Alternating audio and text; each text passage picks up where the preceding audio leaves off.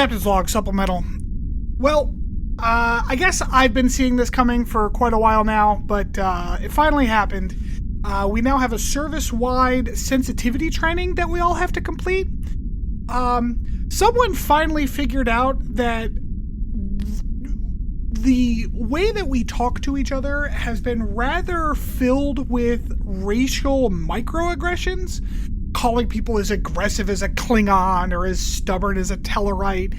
And yeah, it's just not a good look. So we're all going to sensitivity training so we can weed all of this out of our vocabulary, which it frankly is a good move. The only one we're allowed to keep saying is as emotionless as a Vulcan, because apparently the Vulcans like it and find it to be complimentary. So I don't know.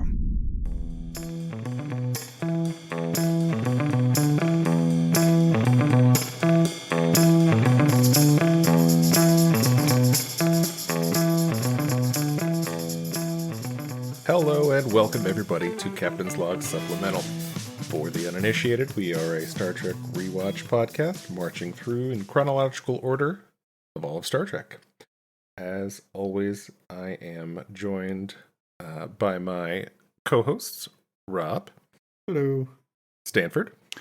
We've got some real NPR host energy going on today. No, I need to be much more ASMR for that. Get real close to the mic. Make sure we can hear your lip smack. And of course, producer Mariah. Hi there. Before we get anything else, just please, as always, rate, review, tell all your friends, subscribe, do all that good stuff. We very much appreciate it for helping spread the word of the podcast. So how are we all doing today? Cool. Good.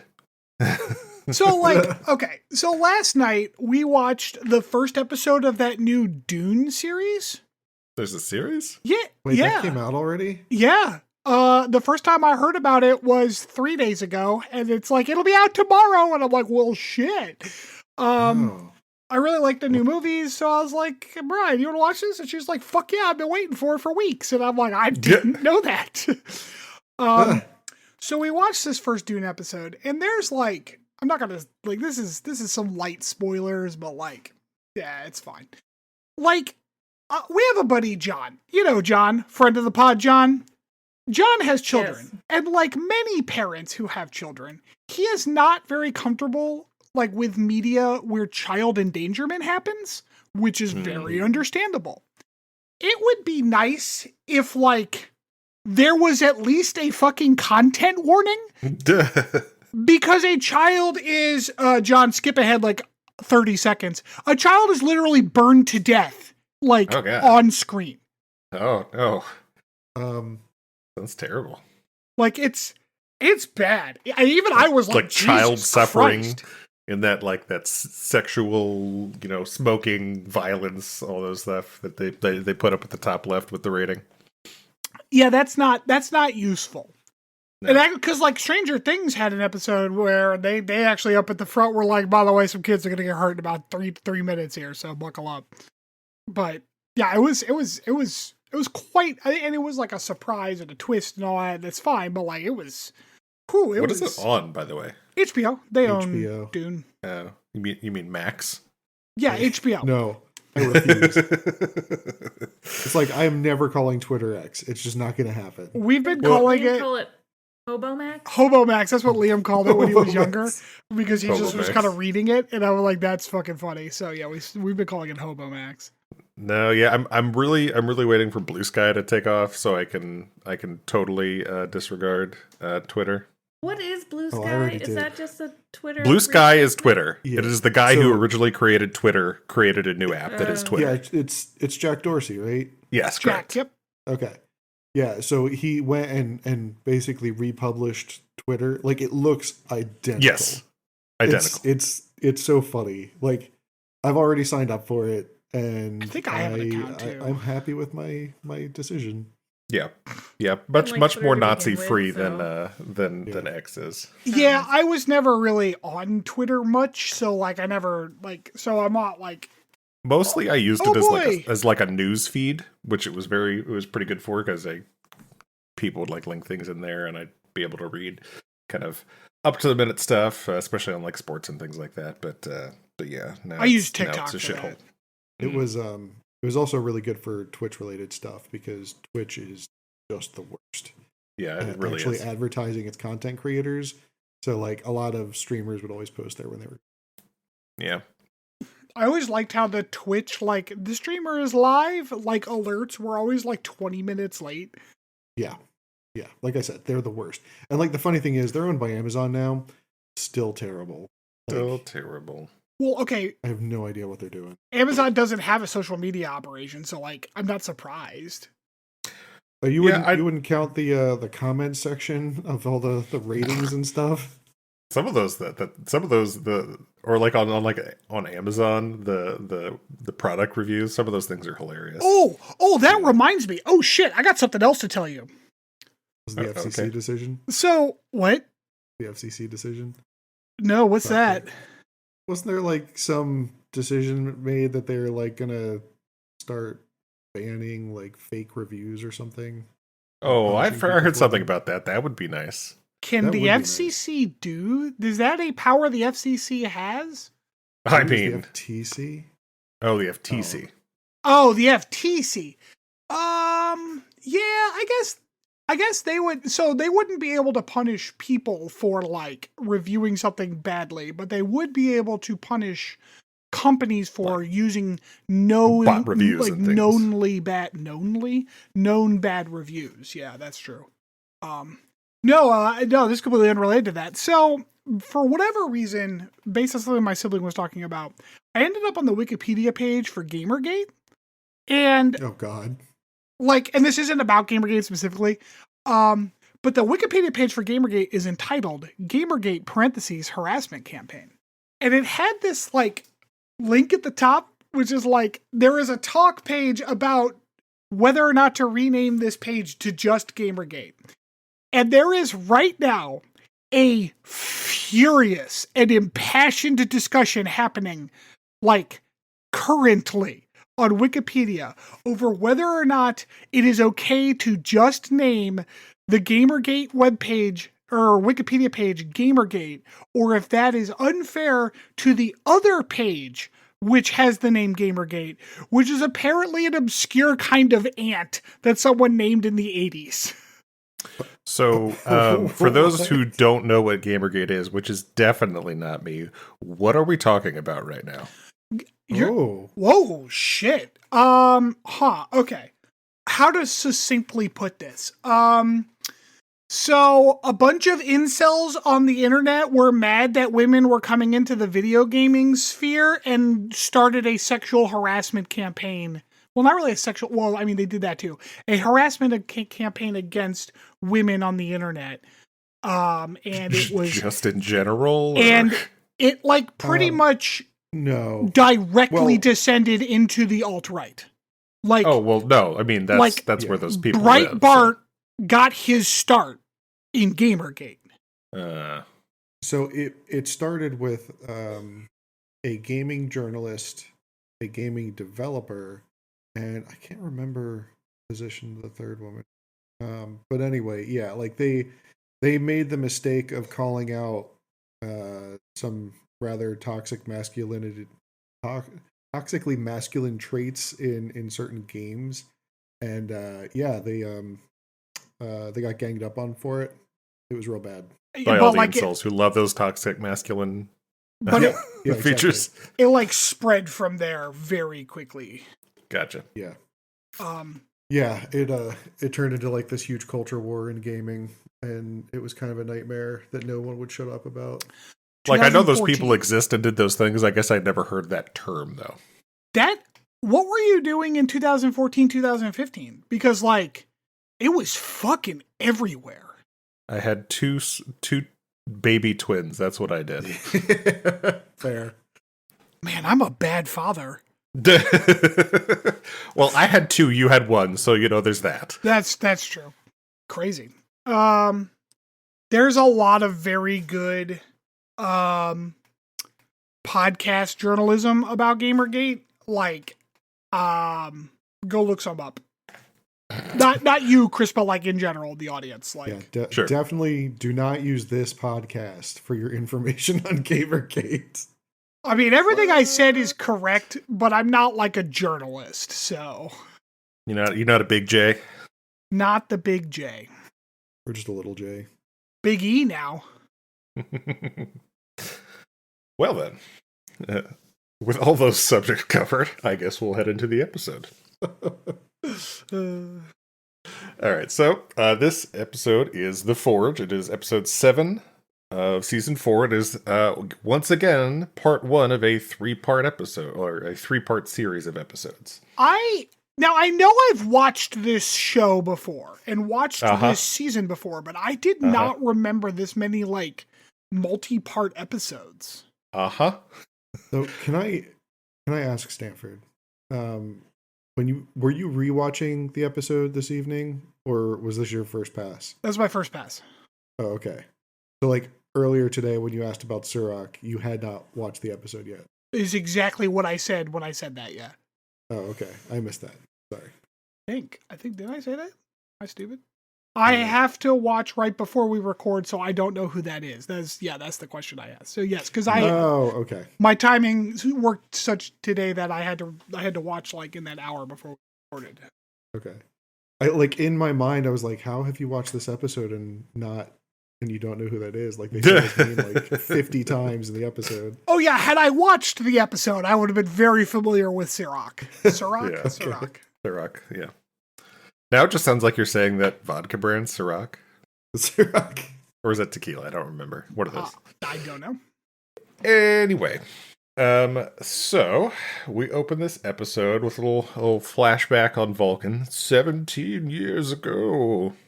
Some Vulcan spelunker is well, not spelunker really, just I guess archaeologist we'll call him, is exploring a cave, or just some dude. We're not sure. Some guy who just happens to be walking around a cave.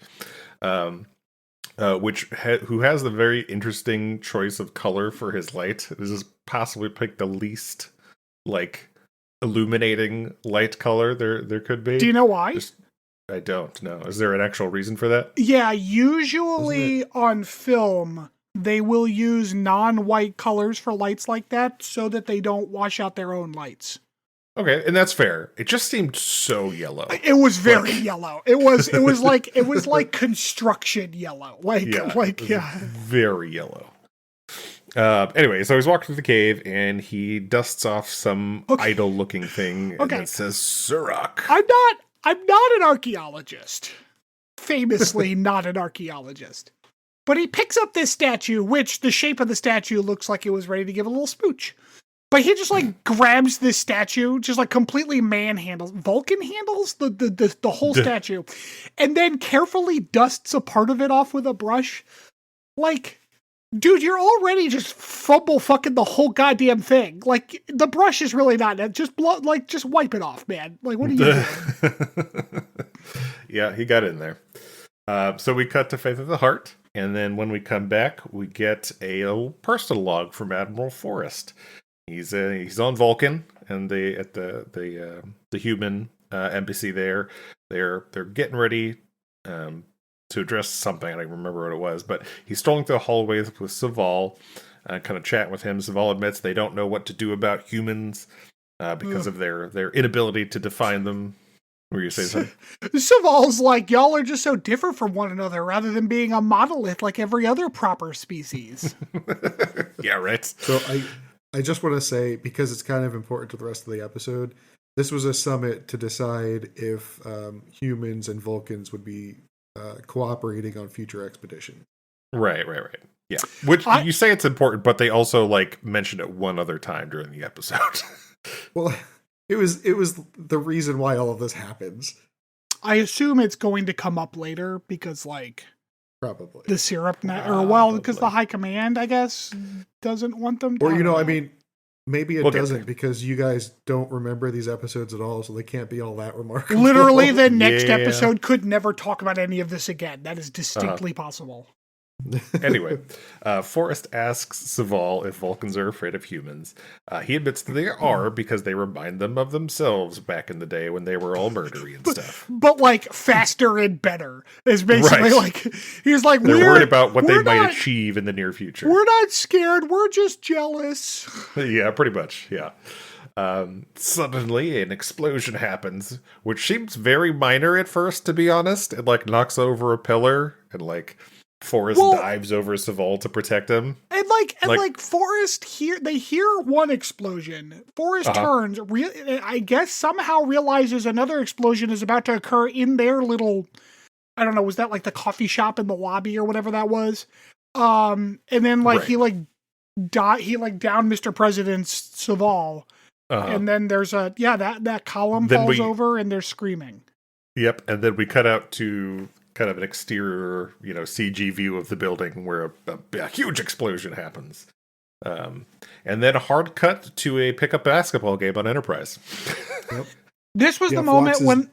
Oh, sorry, go ahead.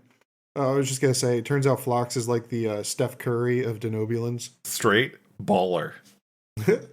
This was the moment where I realized we weren't still 17 years ago. Good. Because I guess I wasn't paying enough attention.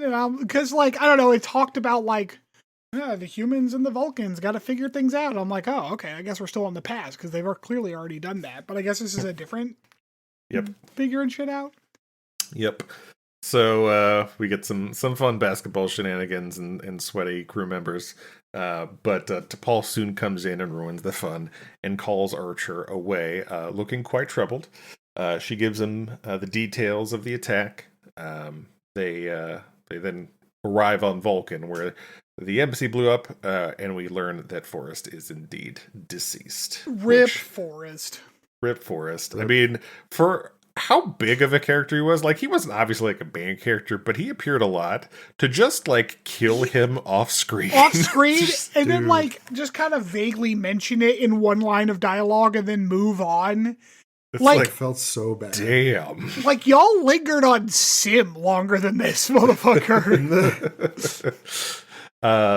As Archer and Paul are getting ready to go down, I guess they are visited by some Vulcans, including the high command leader guy. I don't know if they would that be title. is he like a president? Yeah. No, his title was, and by the way, never trust somebody with a title this simple, administrator. But that's that's like corporate speak for secretary. The investigators. We have the administrator, and who's apparently the chief investigator for the Vulcans. Meet with the Enterprise crew and say they have suspects. Chief investigator Chad Vulcan here, it's just a fucking meathead. Yeah. Yeah. Also, when they say they have suspects, they mean an entire species. Yeah, he says at first it's the Andorians, of which Archer is very skeptical. They then kind of hint that it's the Sirenites. Goddamn syrup knights. The Syrup Knights, yep, who are a sect of Vulcans who follow a quote-unquote corrupted form of Siroc's teachings. Yeah, they believe in breakfast. Shut up. This is going to keep going. They mentioned that the Syrenite leader has become a dangerous zealot. The High Command administrator states there have been instances of violence against non-Vulcans recently. Turns out our generally racist attitudes have been problematic. It's weird.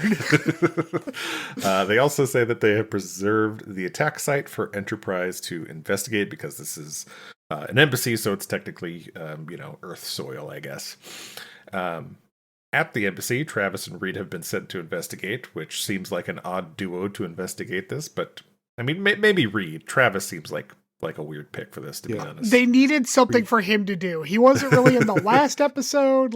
True, yeah. He hasn't had a lot of screen time recently. Reed is famously a fan of explosions, so Well, yeah, like I said, Reed makes sense. He's the ordnance guy, right? But right, yeah. Yeah. So anyway, Travis detects some low-level energy signal and lifts up some metal wreckage to find what appears to be an undetonated explosive device. This is where I was like, Travis is totally going to break his leg again. Reed orders an emergency beam out to be ready just in case, although he wants to investigate it further. So instead of doing the safe thing, he's like, no, just hold that there.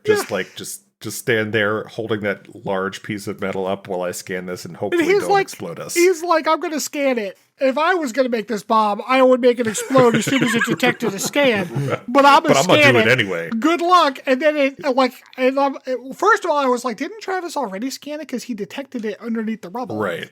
But then it's like, well, I can scan it. Well, I'm gonna scan it deeper now, and then it started going off. Yeah.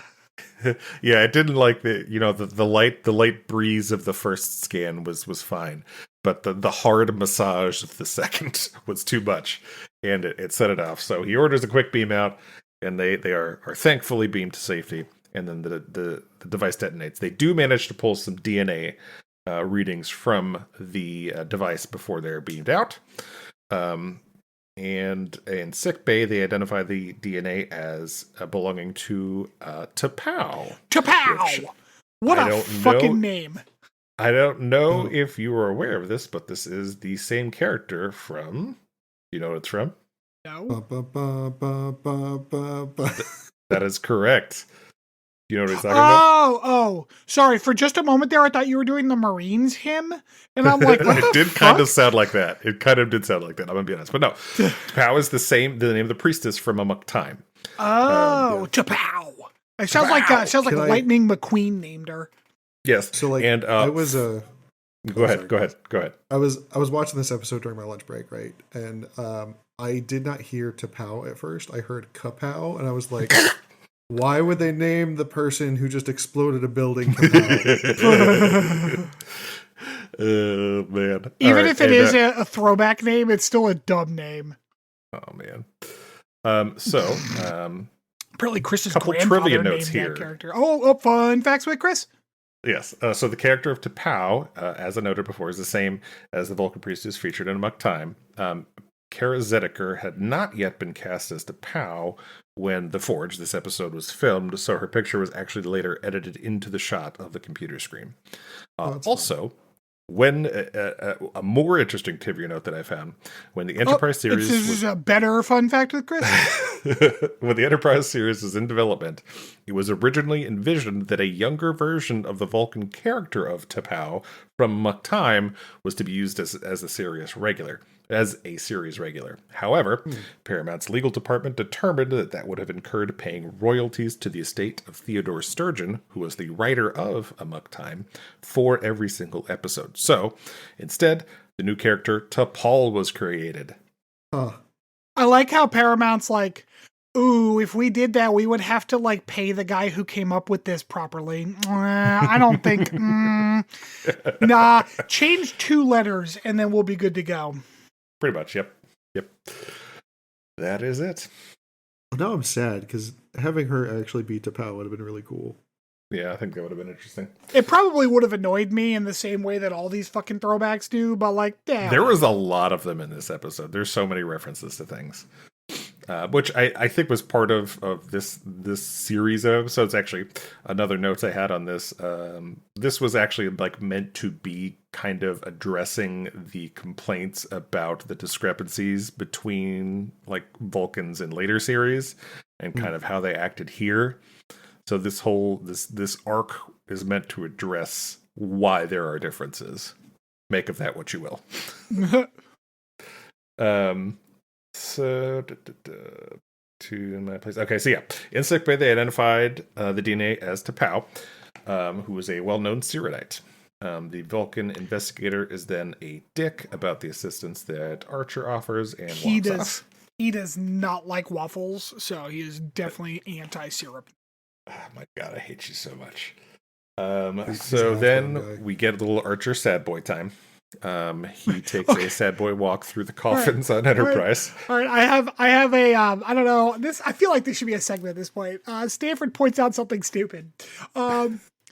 Stanford points out something stupid. Did y'all notice the flag? Like on the coffin, it's like an Earth logo. Yeah, I Yeah. did. I Was don't it know if I supposed- paid too much attention to it, but I know what you're talking about. Like Was it United Earth? no. It's just an Earth logo, which is fine. But like Alaska is conspicuously cut the fuck off. So I guess Yeah. Alaska can go fuck itself. It's not part of Earth anymore. Oh, well, it actually sank in World War III. So. Jesus Christ. Yeah, like it's this weirdly zoomed in Mercator projection where like it kind of cuts like the northern part of the world a little bit, and like Alaska is just completely severed off. Like it ends in, was that Alberta or whatever the fucking province Right. is over there? Yeah, we'll go with that. So it's just one of those things where it's like, who designed this flag and what did they have against Alaska? Yep, screw Alaska, I guess. I don't know. Saval interrupts Archer's sad boy walk, and Archer politely tells him to fuck off. Saval then explains about how Forrest saved him, and this kind of shows his gratitude in his Vulcan way. He kind of talks about what they had talked about before he died, and joint missions and all that. Saval questions whether the Sirenites are actually responsible for the attack, and voices his support for Archer, and advises him to go to Vulcan on his own and kind of find his own answers. Yeah, I just don't trust this show to handle cloak and dagger shit. And like Saval kind of comes out of nowhere with it. It's a little awkward. Yeah, I mean, I kind of get what you're saying, but also he's been in contact with humans, and they've. I won't say he's been necessarily an ally this whole time, but he certainly seems to, over the last couple times he's appeared, seem to have warmed up a little bit at least to them. Right, but like it's not. I'm sorry, I'm not saying that it's weird that Saval himself is doing this. I'm saying that like his dialogue is like just prototypical, like trust no one crap. Like it's just cliche crap, and the show is not doing a good job conveying.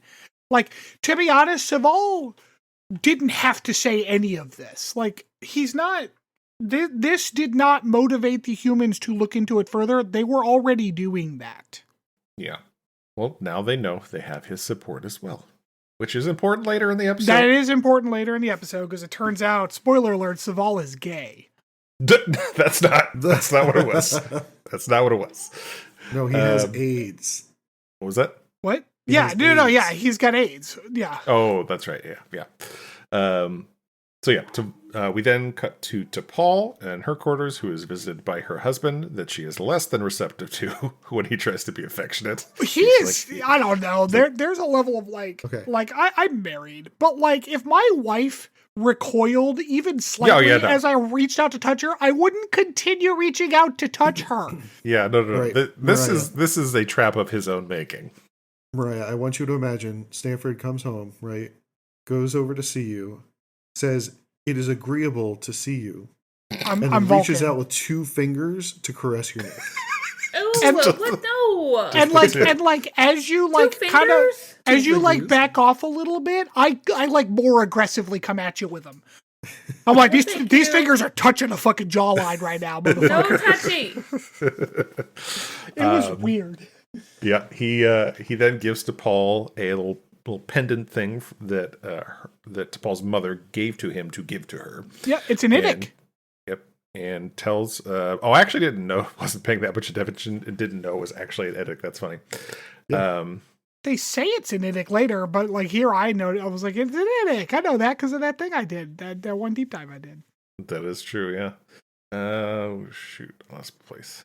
You were on Honey. Your Well, Mom it Joined turns the out, Cult. yeah, it turns out her mom Yeah, is yeah. a syrup knight, which really does explain why she kept Right. making pancakes. Yeah, and we learn that she is in hiding because of her syrupiness. Mhm. Archer, or she goes to meet with Archer, and Archer says that they can use it to find Paul's mom at T'Pau, because there's like this map thing that's in it, apparently of this I guess route that the syrup knight she said the pilgrims thing. travel.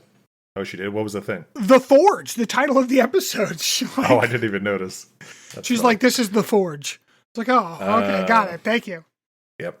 So on their way out, Trip briefs Archer on how terrible the surface of Vulcan is. Notice Trip does not volunteer to go with him to the No. desert again. No. Yeah. So the Vol provides info on how to avoid sensors on their beam-in so they can get in undetected. Yeah, he's like, here's a list of all the windows that it's okay to beam through, and I guess one of them just happened to be right the fuck now. Like, we're just gonna take this it works one out. It's fine. Yeah. It's fine. On the surface, Archer compares teachings of Surak to Earth religions, and then they are off and away. They dialed the heat shimmer on the one camera to fucking 11. Yeah, well, it's hot there, man. Come on. But only on the one camera. The other camera is clear. So at night, we come to them kind of sitting in the moonlight, which, trivia note. Oh, fun facts with Chris. Moonlight edition. Ooh. So actually, it was noted in an episode of the original series that Vulcan does not have a moon. So I'm not sure what the light's coming from. Hey, how about you shut up, you pedantic dork? Is it specifically moonlight? It could just be starlight. Like, maybe there's just some bright. A really fucking strong ass star, man. Man, starlight is brighter than you think. Like, you can see pretty good by just starlight, as long as there's no, especially if but it seems especially like on Vulcan because it's direct dry light, as though. shit. Matthew sees your pedanticism. I'm gonna raise you. Yeah, I'm gonna raise some you. more pedanticism. Yeah. It's All right. dry, Oh so therefore the stars are going to Stop. light it No. better. You're wrong. Stop. Anyway, look, give me my pedanticism. I do it so infrequently. I got to have this one. Chris, like, there's no fucking moon. Fuck you. Pretty much, yep. So T'Pol mentions they are being stalked when they hear some noises in the distance, which, another fun fact with Chris. She mentions that they're being stalked by a salat, which is an animal she admits that she has kept as a pet when she was a child. This is a reference to In Journey to Babel in 1967, TOS. Spock mentions having a pet salat when he was a child, which he describes as the equivalent of a teddy bear, except that this one has foot-long fangs. So it's not this show that invented this wild implication that Vulcan kids are allowed to have these dangerous ass fucking pets. It is not. Nope, it was the original series. Like, what the fuck?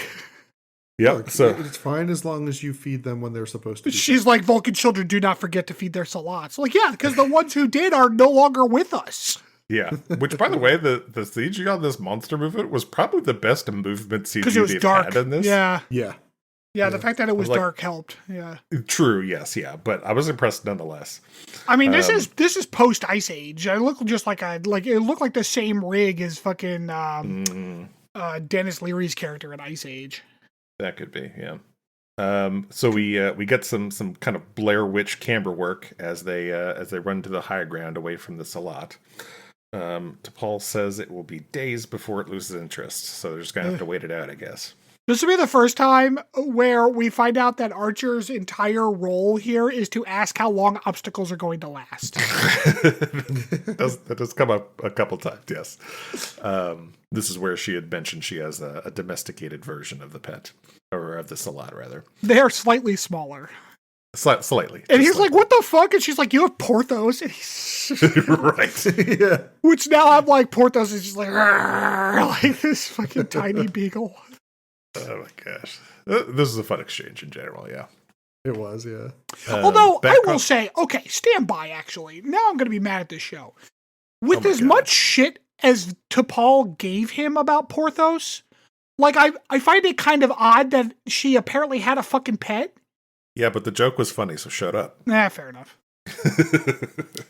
Back in Enterprise, Phlox finds an anomaly in the DNA sample that they had gotten from the bomb thing. The telomeres were off. Whoever planted the evidence had apparently taken it from a DNA sample when T'Pau was a baby, so they could pin it onto her. So it wasn't actually current DNA that was deposited on it. They then examined a recording from the embassy showing a guard who recognized who they determined the suspect to be, who is all cloaked and never faces the camera. The guard is luckily a patient in the sick bay. And they're like, well, we got to talk to him. And Phlox is like, yeah, he's in a coma, man. He can't do shit. Reed's like, look, I you don't can care. fuck up his entire life. Just get him awake. Right. Back on Vulcan, some rando Vulcan scares the Salat away with some calls. Yeah, it's Obi-Wan Vulcanobi. Yes, he identifies himself as a Rev. Archer makes some shit up and says he is studying logic. A Rev says, your kind ain't welcome here. Yeah, Get the fuck he's like, out. look, I'm just a humble pilgrim, so I'm going to be racist as fuck right now. But Archer says, no, I'm good, dog. I'm going to go. And this guy's like, this place is called the Forge for a reason. It will test you. And I'm like, is that what forges do? I don't think that's how a forge works. Right. So we then kind of cut to daylight, and Archer is wearing an old ball cap and shades to fight the heat. He then tries to give T'Pol both sunglasses and water, and she says she's good. She's from here. Didn't we already know this from a different episode? The eyelids thing? No, not the eyelids thing. That's really fun. cool. Actually, I like that one. That is also no, from no. TOS, by the way. The weird. The fact that like she doesn't need to drink except every few days or whatever, like when her and Archer were stranded somewhere else. Gotcha, yeah. I think that's right. A Rev gives Archer a pop quiz on logic, which, guess what? Trivia note. He's like, oh, you're a student of logic? Name all the logics. Right. It's a fun fact, wait, Chris? So the questions that a Rev asks Captain Archer, which were, who said logic is cement of our civilization, with which we ascend from chaos, using reason as our guide, and Kiri Kintha's laws of metaphysics are the same questions that Spock has to answer in the beginning of The Voyage Home. Voyage Home, yeah, that makes sense. Yep. Didn't Archer ask does him not how know he the felt, though. Right, true, yes. The answers to those questions were apparently Taplana Hoth and matron of the Vulcan philosophy, and nothing unreal exists. Archer did not know the answers, though, because he's a big dum-dum. Doesn't know logic. He's not really a fan of logic.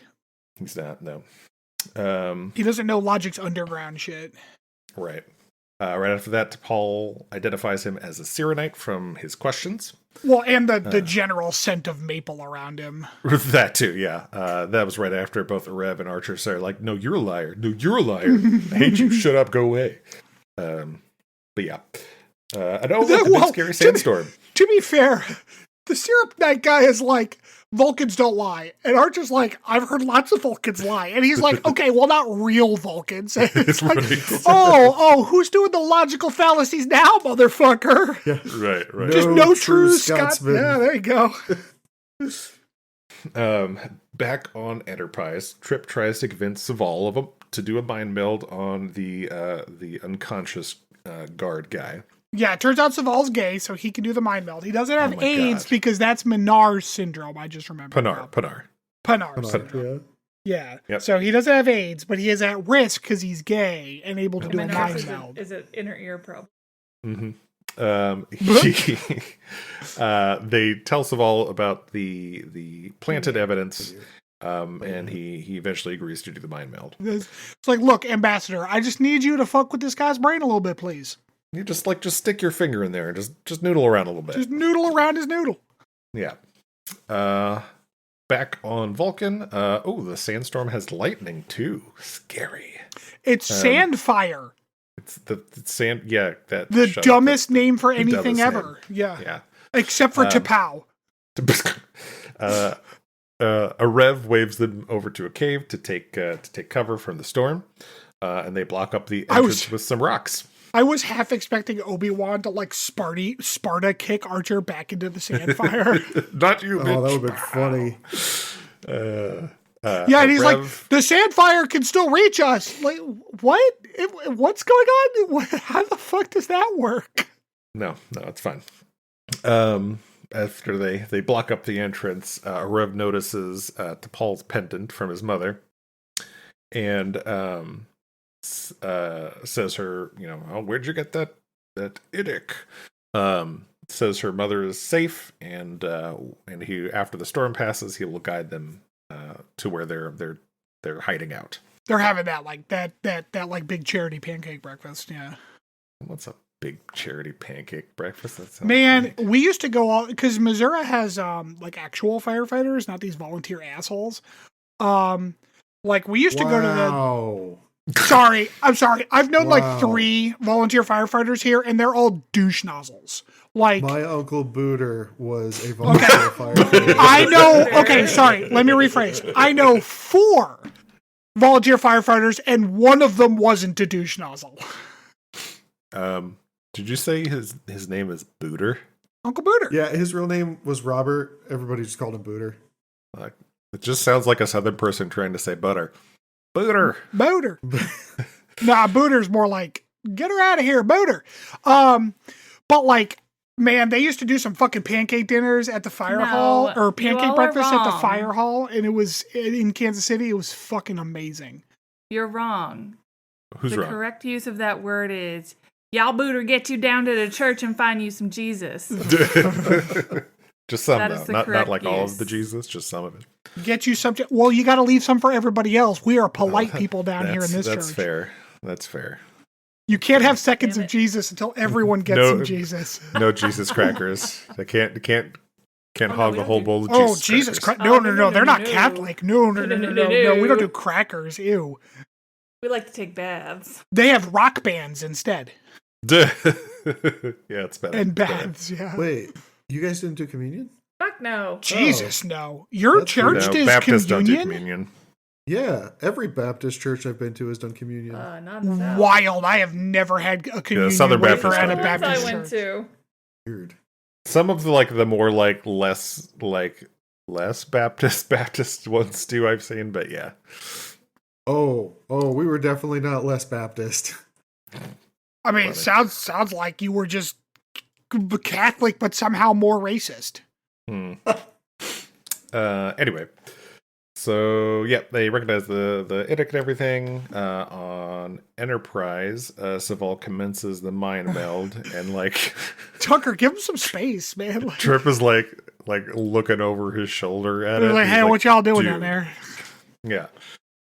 He is through the mind meld. Saval is able to identify the investigator guy, although he doesn't say it in the scene. It is the investigator guy. I like You how can tell from I like how the security guard's job was basically like, hey, there's a lot of like really like crazy things gonna happen here. Your job is to make sure that no one comes in with anything illicit. And this like guy that I guess he kind of knew came in with a box that is very suspicious. And he's like, no, I don't need to check it. You go ahead, man. Like, go ahead. You're good. And then it turns out it's a bomb. worst guard ever. Yeah, now he's in a coma. Effectively- Like, he effectively saw this guy come in with glasses and a mustache on Right. and said, yeah, no, this is fine. Yes, he's also the only person Big-ass that's like cloak. completely fucking hooded. Yeah. Yeah, the biggest hood ever too.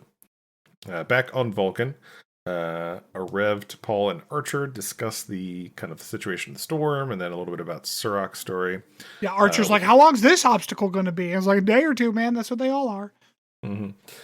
He mentions those who march beneath the Raptor's wings, who are the ones who killed Surok, which is an allusion to the Romulans. That's the Romulans, yep.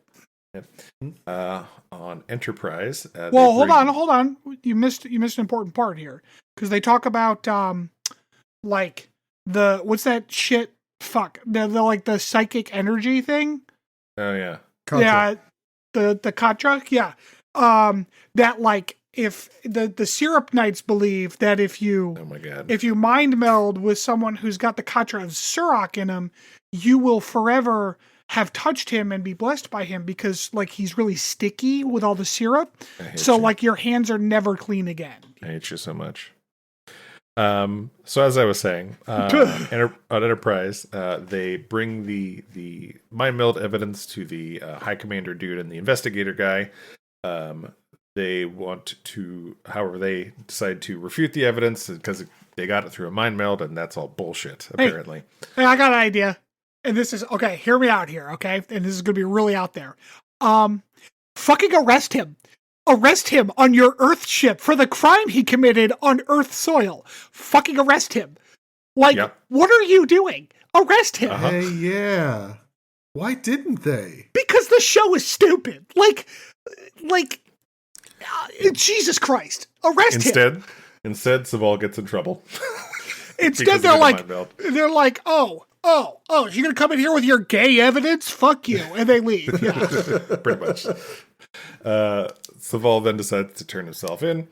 Oh, wait, no, hold on. Sorry, we're not there yet. So back on Vulcan, Rev mentions that they've been told many things about Vulcans that aren't true, because he only knows what true Vulcans are. Yeah. Then the Sandfire gets spicy and blasts T'Pol and Rev because they decided to go right next to the entrance for some reason. Yeah. And then Rev gets really fucked up, but before he dies, he does a little mind meldiness with Archer. Fucking great. Now Archer is Sirach and stupid. Saval turns himself in on Enterprise. And like, Trip is like, because Saval's like, I'm going to turn myself in and talk to the High Council because it's the only way I can bring my evidence to the entire High Council. And Trip's like, well, what if they're all in on it, dumbass? And Saval has this look of like, fuck, I didn't think of that. Like, he's mad. Yeah, Trip's like, you got to trust us sometime. And Saval's like, no, shuts the door. And this is where I was like, oh shit, this is going to be a to be continued, isn't it? Yeah. Back on Vulcan, Archer wakes up. Rev is dead and the storm is over. However, the patrols seem to be closing in. T'Pol says they need to bury him before they leave and then move on. Archer, at this point, seems to know where the Sierra Knights are hiding and kind of is being guided by whatever gay sex thing Rev did to him. Whatever Obi-Wan did to him, yeah. Right. Archer then walks through what appears to be a cliff wall, but is just some type of holographic projection. And quickly says, don't resist. And T'Pol's like, what? Yeah. And then a bunch of cloaked figures capture them, and T'Pol immediately resists. Like, So that is the end of this episode. On a scale of 1 to 5, where 0 is threshold, where are we at? I gave this one a 4. It was pretty fun. I felt like yeah, there were some holes in some of the storytelling for sure, but overall, it was a fun episode. I liked it.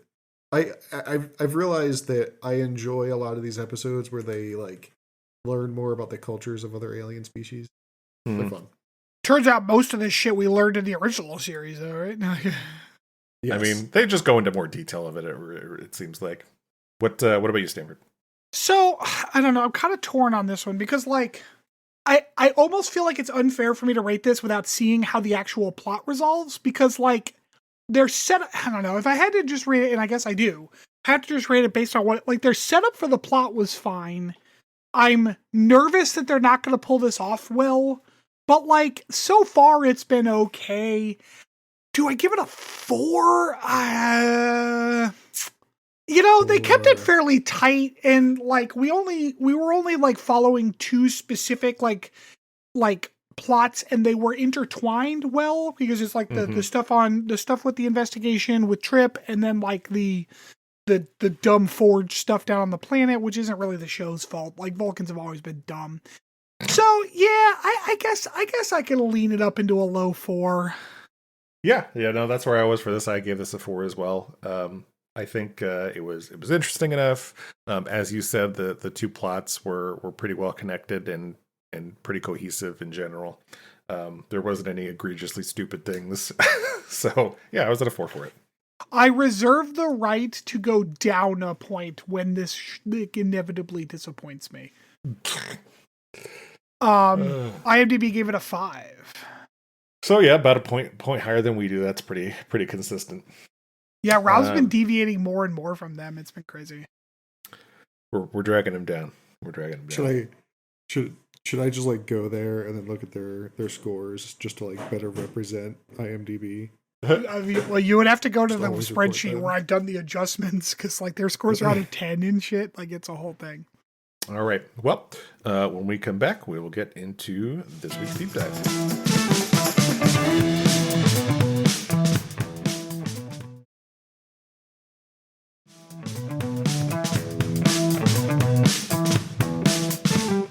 back, everybody. All right, so for today's deep dive, we're going to get into a little bit of the backstory around Sirach, since he seems to be an important character in this arc. Sirach lived in 4th century Vulcan during the quote-unquote time of awakening. Apparently, as a scientist, he was considered on the same level as a kind of Isaac Newton, according to a quote from Star Trek Wrath of Khan. Sirach would apparently go into stories about the Idic, which is the infinite diversity and infinite combinations, which is the basis of Vulcan philosophy. It has no end. When it started over here. Has no end. And then its name was only a shadow of its true meaning. Ooh, dark and mysterious. Is it so? Isn't a name by definition kind of a shadow of something's true meaning? Like, yeah, that's true. Yep. I mean, like, I don't know. It's a weird sentence. Yeah. According to this episode, he was also an active mind melder. So he's gay. Gosh, I lost my train of thought now. Good job, Stanford. Look, Chris can't handle it, man. I bring too much bi energy to this, apparently. During the time of awakening, Vulcan was going through a series of wars which devastated the planet and nearly destroying it.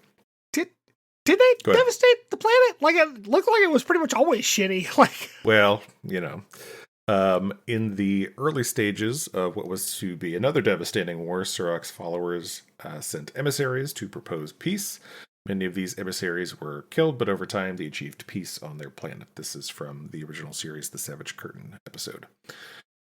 Sirach was then killed in the last battle against those who marched beneath the Raptor's wings, as was discussed in this episode, dying on Mount Salea from radiation sickness caused by atomic weapons. This is actually discussed in a later episode of this arc. Sirach's original writings, the Kir Shara, were believed to no longer exist by the 22nd century. However, his followers had made copies of his teachings. These teachings led to the majority of Vulcans purging or suppressing their emotions. That's kind of the canon history of it. There is some interesting information kind of on the behind the scenes of the show and what went into Sirach. As we kind of mentioned earlier, Sirach was introduced in the Savage Curtain of the episode of the original series, and apparently generated a very large amount of fan mail, generally from viewers who were wanting to see more of the character. In a letter to editors of a fan magazine called Eridani Triad, which was dedicated to stories of Sirach and the pre-reform era Vulcans.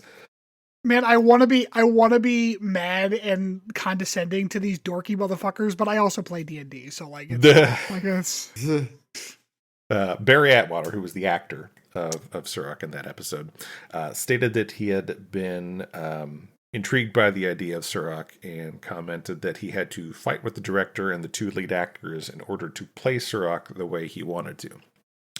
This was in a letter to the editors of this fanzine back in 1971.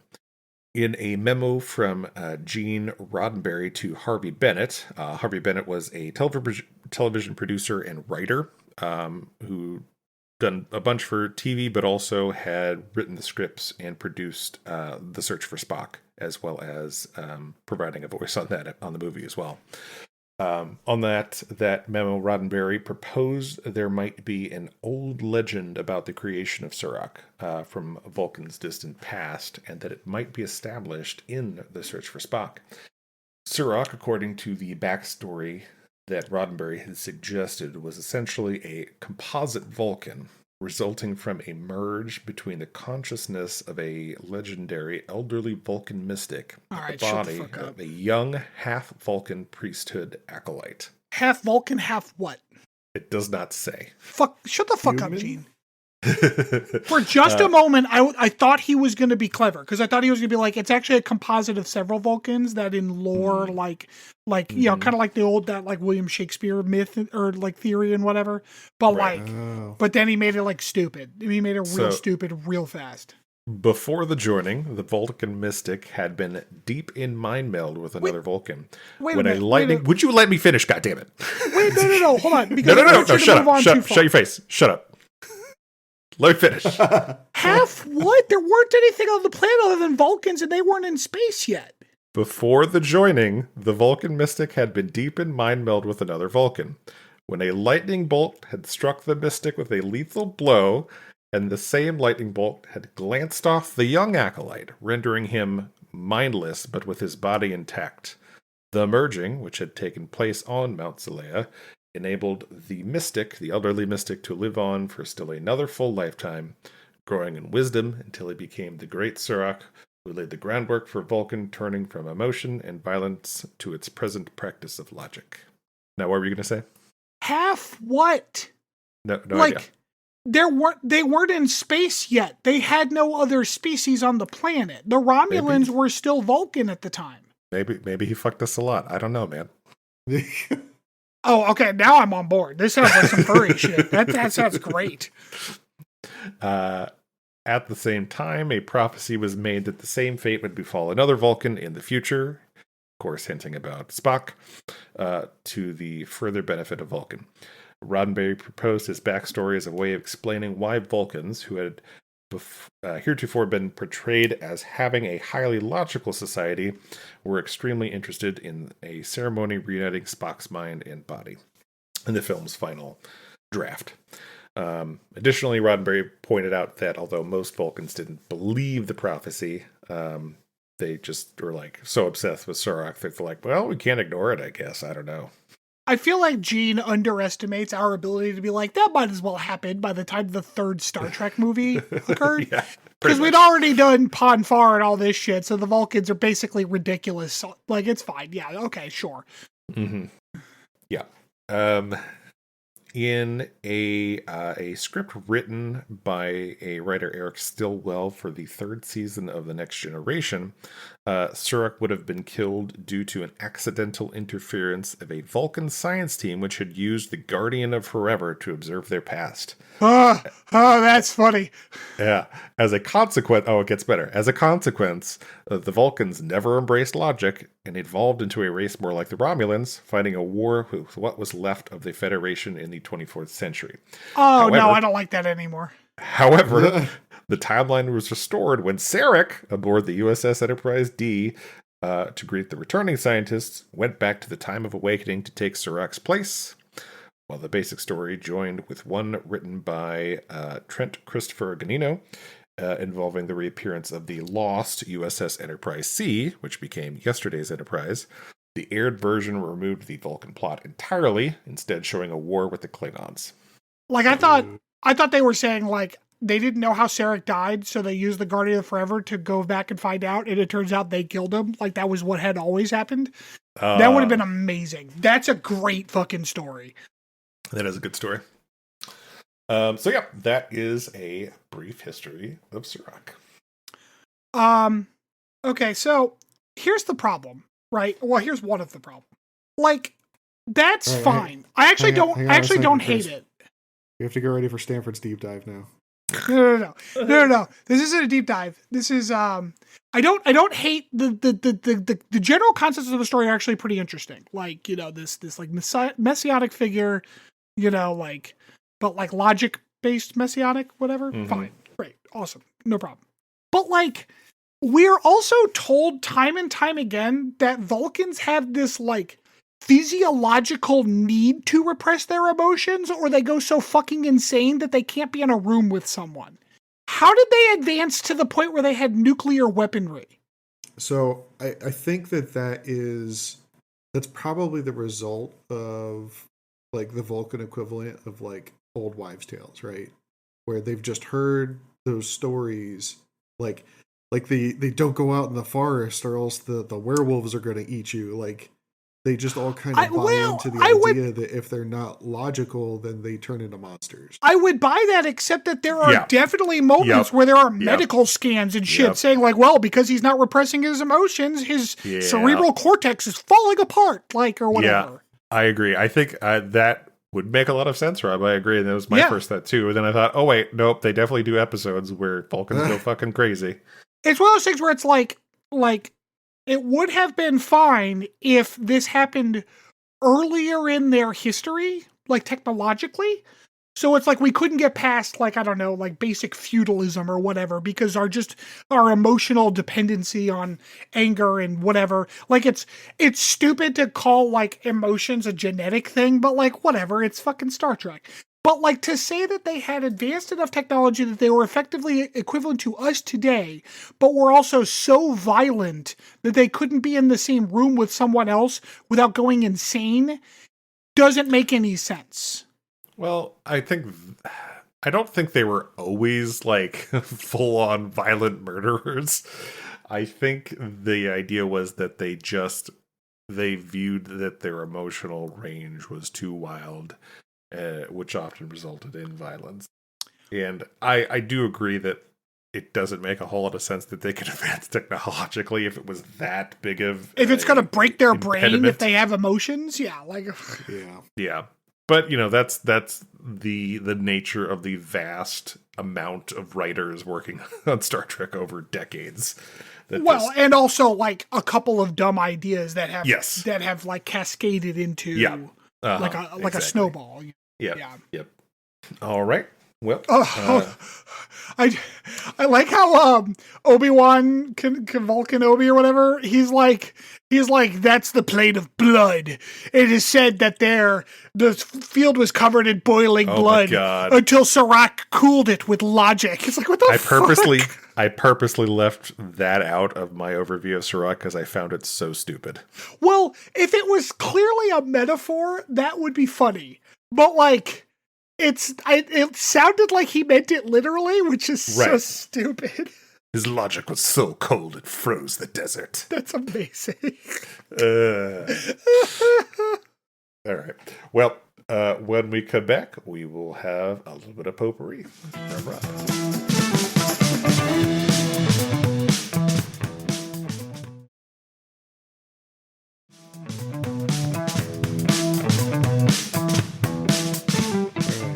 Welcome back, everybody. For this week's potpourri, I know we've been kind of keeping track of how our opinion of various episodes, I should say, coincide with like IMDb, right? I thought it would be fun to go on Rotten Tomatoes, and please do not go there right now; it'll be cheating. I wrote down the critical score. I hate you so much, Chris. I wrote down the critical score and then the user scores for each series, going all the way back to TOS. The series, not the movies? The series, correct. I didn't know Rotten Tomato did series. That's crazy. I didn't either. This was kind of cool, though. So anyway, what I would like to do, we're going to have Price is Right rules to see which one of you can guess closest to what the critical score was and then the people score was. What are the rate, like what's the range? It's percentage, so up to 100%. Oh, okay, that's right. Okay. Yeah. All right. Okay. I'm not going to be good at this at all. I'm also not going to be good at this. That's what I'm counting on. $1. $1. Okay, so starting with the original series, what do you believe the critical score was? We'll start with Chris. Okay, wait, hold on. I have a question first. Okay. I know that what Rotten Tomatoes does for the critical score is it takes like an aggregate of several reviews of the thing. Are the reviews of this show contemporary to the show, or are they like reviews from the last 20 years? I have no idea. Awesome. Cool. Cool. All right. I assume that the user reviews are like up to date as of today. Sure. Yeah. The user reviews are just based on their own website, so I get how that works. Yeah. Yeah. I don't know if they went that far back in time or not. Rotten Tomatoes is, I don't want to say brand new, but relatively. Mm. All right. So critical TOS. Let's say a 61. Wow, that low. Okay. I was going to go for like an 80 for critical reviews, right? The critical review, yep. Okay, I was gonna go for 80 on the assumption that like the reviews are based on like its like importance to culture. Sure. The critical reviews were in fact 80. Wow. Do I get You're extra spot points on, for Stanford. getting spotted? Like I get both showcases now, right? No, absolutely not. Oh, man. Okay, next up, the user score. For some First, reason, we'll just start- I didn't think TOS was critically as successful. Well, as it and was by fans. that's why I ask. I suspect that those reviews are more modern reviews of the older show because I believe at the time the show was not actually very well received, like critically. Right. It would not surprise me. I would be inclined to agree with you. Although I think it also depends on where they're pulling the reviews from at that point. Sure. Because like there were Star Trek fanzines, like Right. But depends on who counts as a critic, I guess. Right. yeah, All right, Chris, what do you think the user score was? No, he goes first this time. Oh, okay, Stanford, what do you think the user score was? okay. What kind of fucking grognards rate shit on Rotten Tomatoes? These are gonna be people who are super into the internet. Man, you are really winning us some fans right now. Yeah, I'm gonna go with like fucking 89%. Chris, Go with an 81. Mariah, can you go into the office and check to see if Stanford is cheating right Yeah. now? Was it 89? 89%. Fuck, I'm so good at this game. God damn. Damn. Literally, that's He's probably. too much of a I could probably paladin do to this for cheat. TNG too. Well, that's great, except next up is the animated series. Chris, what do you think the critical review was? Do you want to? Why don't we snake it? I was gonna say, like, did you want to? We could have done it by series, but that's fine. Yeah, I can go first on critical review for this one. Yeah. That way, that Chris what is snake not. it means? Yeah, I'm like, what? Yeah, I don't know that one. It means It's- A B B A Right. B. Oh, B, okay. A. Gotcha.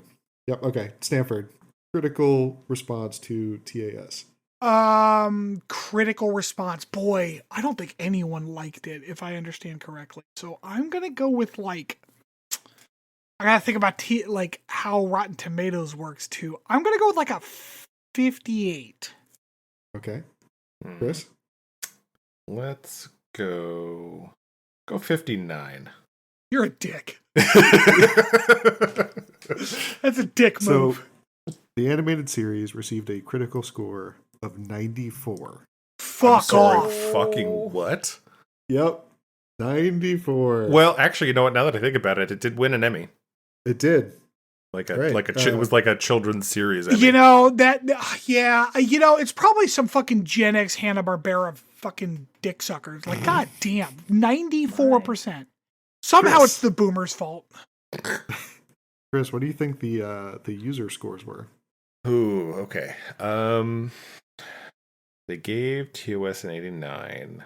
I imagine animated will be lower, so I'm going to say, I'm going to say how much lower? I'm going to say 75. Okay. I'm just gonna assume that like the animated series is a place where down is up and black is white. So I'm gonna go with fucking 93. 81. Fuck. Wow. At 81. Okay, I I'll wasn't go too with far Chris. off then. No. All right. TNG. Chris, what do you think the critical score was? I'm going to say a 90. Okay. Stanford? I'm gonna give it like a 94. 92. Fuck. Oh, man. I will say, I was like, I should just say 91 because I should be a dick like Chris was, but I was not. Dude, I was thought trying to you be were a gonna go gentleman. there. I I thought you were appreciate going to that. go there. I find that move to be obnoxious. I'm like, it's fine. Like, who gives a shit? But like when I see it happen on Price is Right, I'm like, punch that person in the face. Fuck that. Like that's such a dick move. Dude, it's one of my favorite moves. Like, it's just, oh, God. It's so so funny petty. every time. It is very petty. All right, I'm not Right, going to do it Stanford. anymore, I promise. Do it as much as you want, Chris. Stanford, what do Did you say you I think could do the it all by user score myself? was? 98%. 98%. Okay. Chris, what do you think the user score was?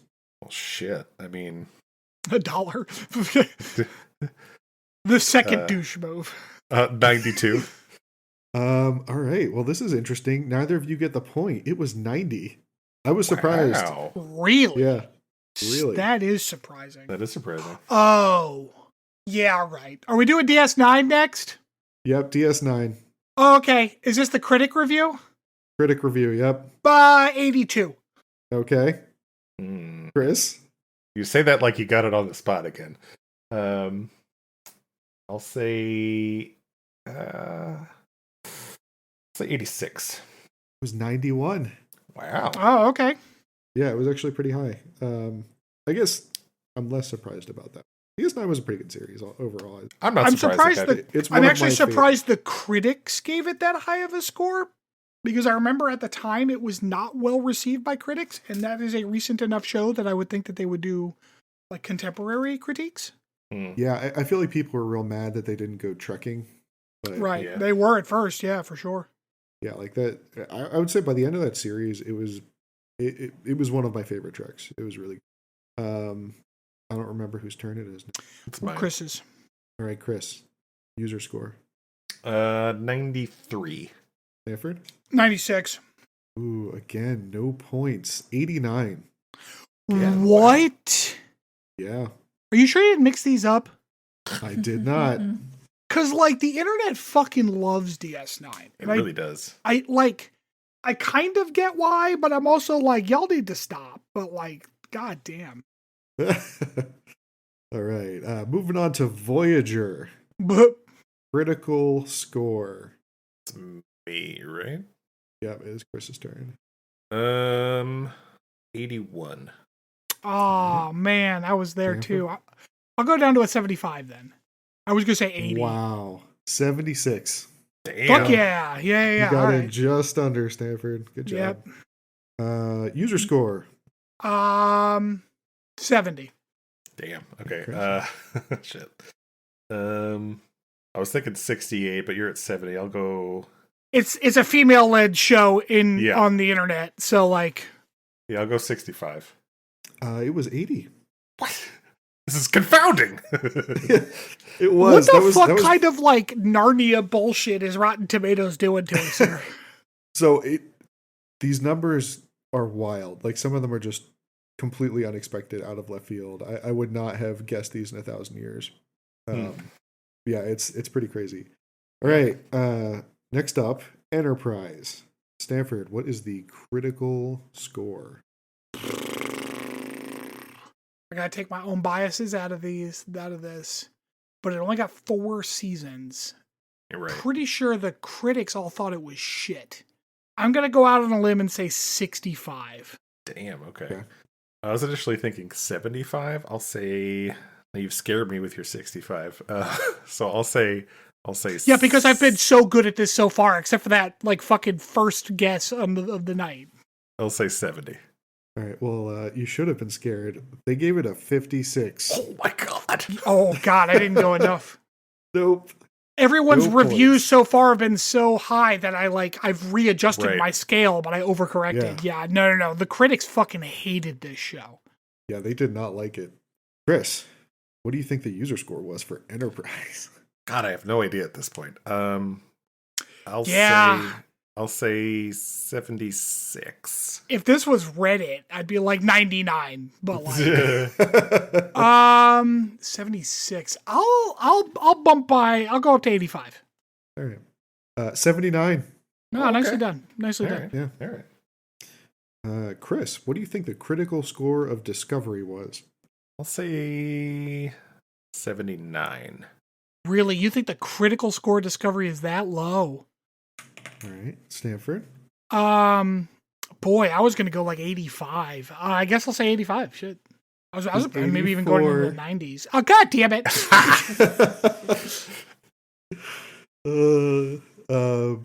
All right. Stanford, what do you think the user score was? Not high. I'll give it a 70. Yeah, that's exactly what I was thinking too. Oh, okay. You want to go lower, like 60? Yeah, I'll go 60. Sure, why not? Okay. No points to either of you. It got a 34. Oh my god! Mm. Like, I didn't love it, but Damn. That Yeah, was, see, and it that's- was not that's- kind to Discovery. That's some review bombing right there. Like 34, fuck off. Yeah. Oh yeah. Don't get me wrong. It's not a perfect Star Trek series, but like it It is not the fine. worst. It is No. not. No. It's not. Even if you do think it's the worst, it's not half the score of the second worst. Right, Like, are you right. kidding me? Yeah. Yeah. Yeah. I don't remember whose turn it is, but Picard critics score. I think it's Stanford's turn. Oh man, Yeah, the Stanford. critics liked this show. I think I'm gonna go with 80. Okay. Chris? I'll go 72. All right. 89. Oh, Yeah, okay. okay. yeah, Stanford. yeah. All right. Oh man, Chris, what do you think the user score Oh, was? Jesus. The Barrett? Discover's totally thrown me. bear in mind, Chris, that this includes that last season of TNG Picard. non-slobbing. Yeah. There was a lot of very wet dicks after that last season. That's true. Yeah, because my initial thought was like 50, but then you're right. They did get some love on that last season, so... Oh, God. 70. Oh, I'm going to push to 80. Fuck it. All right. No points awarded again. It got 57. Jesus, I should have gone with 50. Still, like demonstrably worse than Discovery. Like, Yeah. what a shit show. God damn this fucking... I hate the world. All right. Chris, what do you think the critical score of Lower Decks was? Oh, 92. Oh, All right. boy. I'm going to say the critics are lower because they suck. I'm going to go with 80. All right. This one goes to Stanford. It was 91. God damn it. Oh, shit. Stanford, Oh, what do you think that's- the user score was? 99. Well, okay. 60. Okay, this was one of the ones that I was not expecting. This blew my mind. 73. Fuck Wow. off. I would never in a million years have put that low. Everybody loves Lower Decks. Everyone I know. I've ever talked to about that show fucking loves it. Everyone I've ever seen write about that show What? Okay. loves it. Okay, hold on. You got one more? We got two more. Okay, after these, I want to go on to Rotten Tomatoes and look at what people are saying bad about Lower Decks specifically. Okay. All right, so Stanford. Next up is Prodigy. What do you think the critical score is? Critical score of Prodigy. Probably pretty high. I'm going to give it like an 85. Right. I was thinking Chris? 80. It got a 97. I'm not surprised. Wow. Very Well produced. received by critics. It's for kids, so critics love that Yeah. shit. Like, yeah. Yeah. That's Yeah. true. Chris, what do you think the user score was? It's pretty woke. It's pretty. You mean all of Star Trek? Yeah. Except for the Vulcans, These last few piece of have really just obliterated really any have. sense Yeah, of what the scale should be. 70? Wow, that low, huh? Boy, let me think of so far. They also didn't like Lower Decks. Right. I'm gonna go 50. Fuck it. They gave Prodigy an 88. God damn. All right. I have no idea. I mean, Prodigy is decent. Like, I have no hate for No. it. But like, I agree. The show is good. I'm not rating these based on my opinions of the show. I'm trying to gauge what these motherfuckers are thinking of things. Yeah. It's very difficult, let me tell you.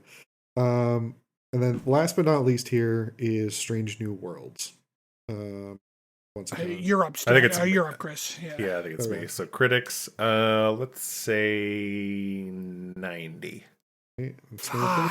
Fuck you. Do I think it's higher than 95? Critics love that shit though. Yeah, I'm gonna go 95. Got a 98. Damn. Hell yeah. Yeah. All right. And then Stanford, what do you think the user score was? 95 again. I'll say 98 then. Yeah, that's fine. No points awarded, 79. Really? Really? I have. Does somebody just brigade Rotten Tomatoes against Star Trek? Dude, it Or really feels is it like the opposite? Is it like only 6 people reviewed that one and they're like, like the people who are mad enough about it to Like, there's too I think many it's just- girls. It's a lot of people just like railing against New Trek. It feels like. Mm. Yeah, but like also, I feel like this is the show that everyone points to as like, Right. see, this is good, unlike the rest of that New Trek bullshit. Right, exactly. Tally up real quick. All right. So, Stanford, you clocked a total of 8 points. And Chris, you clocked a total of 8 points as well. Congratulations, okay. you tied. Well, do I get For do I sure get the you had tie it. break because I called those first ones on the fucking number? Yeah, there Absolutely you go. not. That's your tiebreak. You win. Fine. Because like that was fucking bizarre. Dude, that was crazy. Yeah. All right. Well, did you want to like talk about the percentage of reviews on the users pod? The percentage of users who rated this 3.5 stars or higher is how those percentages work. I didn't realize that's how it worked. I don't know that would have changed anything. Right. I don't see a way for me to like see reviews. It just has the numbers. So I don't know how to, I may not be able to like see individual people reviews. See, here's the other thing too, is they have seasonal breakdowns. Mm-hmm. Oh, these are the critics. Like season 2 and season 3 have 100% from the critics. No. Yeah, I don't know that you can, Lord X. I don't know that you can, I don't know that you can actually see. I thought they maybe had reviews on there, but I guess not. So I don't know what the fuck people are complaining about, but. That's okay. Dune Prophecy has one whole episode out. It's got a 72. Oh, that's a great start for them, I guess. 72 from the critics, 66 from the average popcorn meters, but there's a lot of women in it, so that does not surprise me.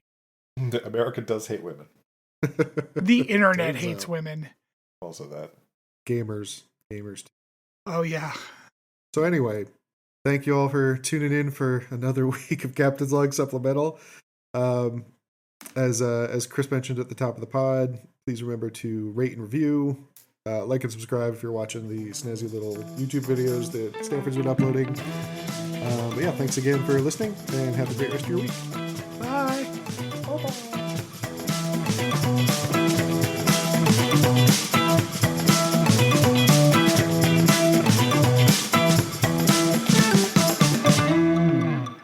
Thanks for listening to Captain's Log Supplemental. You can follow us on Twitter at PodCLS or send us hate mail at podcls3@gmail.com.